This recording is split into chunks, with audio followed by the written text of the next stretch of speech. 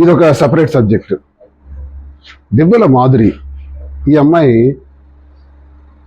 ఇక్కడ టెక్కలే, ఒక పెద్ద కుటుంబం, ఉన్నత కుటుంబమే.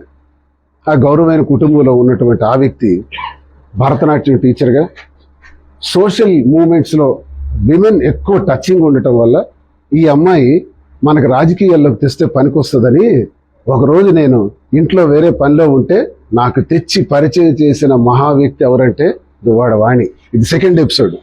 మా జీవితంలో మరొక స్టోరీ ఇది. దువ్వాడ వాణి ఈమెని మనం మండల కన్వీనర్గా పెట్టి ఈమెతో చేయించుకుంటే 2000 ఓట్లు టౌన్లో కలిసి వస్తాయని వీళ్ళు చేస్తారా? ఆమె మామ గౌరవ ప్లేడరు, పెద్ద ఆయన, వాళ్ళు పెద్ద కుటుంబం, వాళ్ళు చేస్తారా అంటే లేదు చేస్తారు, నేను అప్ చెప్పాను.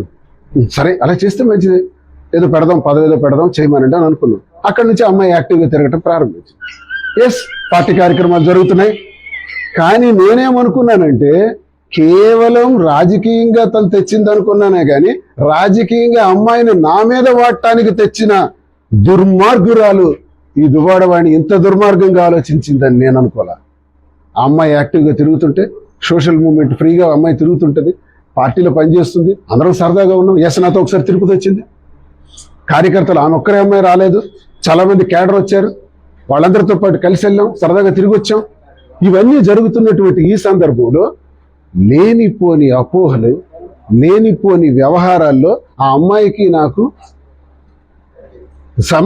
లేనిపోని సంబంధాలు సృష్టించి ప్రజల ముందు, సభ్య సమాజం ముందు, ఆఖరికి అధిష్టానం ముందు కూడా ఈమె పేరు పెడితే డీజీపీ ఫర్ ఇంటెలిజెన్స్ లాంటి వాళ్ళు ఆమెకు పిలిచి మాట్లాడాల్సిన పరిస్థితి వచ్చి చాలా తీవ్రతరం చేశారు. పరిస్థితులు ఎలా నడుస్తుంటే కుటుంబ గొడవ మాది, దువ్వాడ వాణిది, దువ్వాడ శ్రీనివాస్ది. మాధురి ఎవరు? మాధురి అనే అమ్మాయికి ఏంటి నీ మీద దువ్వాడ వాణి ఇలా చెప్తుంది, నీ మీద దువ్వాడ వాణి దువ్వాడ శ్రీనివాస్కి నీకు సంబంధం ఉన్నట్టు చెప్తుంది. ఇది నిజమా? నిజమైతే నీకు నాకు సంబంధం లేదు. భర్త చెప్పేసినాడు, అత్తవారు చెప్పేసినారు, కన్నవారు నీకేంటి, నీకు గౌరవంగా ఇచ్చి పెళ్లి చేసి అన్ని చేస్తే ఇలా వింటున్నామే, వాళ్ళు పక్కన పెట్టేసినారు. ఇటువంటి పరిస్థితుల్లో ఒక మహిళ, ఒక స్త్రీ, సగటు మహిళకి, సాటి మహిళకి నువ్వు ఇచ్చిన తీర్పు ఏంటంటే దువ్వాడ శ్రీనివాసు ఎన్నికలకు పనికిరాడు, దువ్వాడ శ్రీనివాస్కి మాధురికి సంబంధం ఉందని రాజకీయంగా ఒక ప్రచారం చేసి నా రాజకీయ జీవితాన్ని దెబ్బేసి ఆ టికెట్ తీసుకునే దానిలో చేసిన ప్రయత్నమే దువ్వాడ వాణి ప్రయత్నం. మీరే చూస్తున్నారు విపరీతంగా. సరే, మీడియా మీరు కూడా స్పాంటేనియస్గా వచ్చారు, అదే మరిగా పబ్లిక్ కూడా పెద్ద ఎత్తున వచ్చారు. అందరినీ ఇచ్చిన కాగితాలన్నీ తీసుకున్నాను, వారి యొక్క మనోభావాలు కానీ వాళ్ళ సూచనలన్నీ తీసుకున్నాను.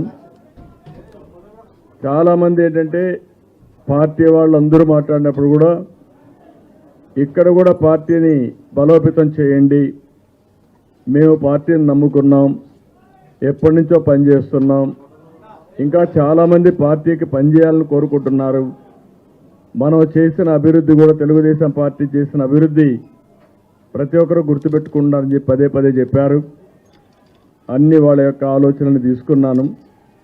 తీసుకున్న తర్వాత ఏ విధంగా ముందుకు తీసుకుపోవాలి, తెలుగుదేశం పార్టీ తెలుగు జాతి కోసం పెట్టిన పార్టీ. ఇక్కడే హైదరాబాద్లోనే తెలుగుదేశం పార్టీ ఆవిర్భవించింది. అలాంటి పార్టీ తెలుగు జాతి ఉన్నంత వరకు ఈ పార్టీ ఉండాల్సిన అవసరం ఉంది. అందుకని ఈరోజు అందరి యొక్క మనోభావాలని ఏ విధంగా పార్టీని బలోపేతం చేయాలి,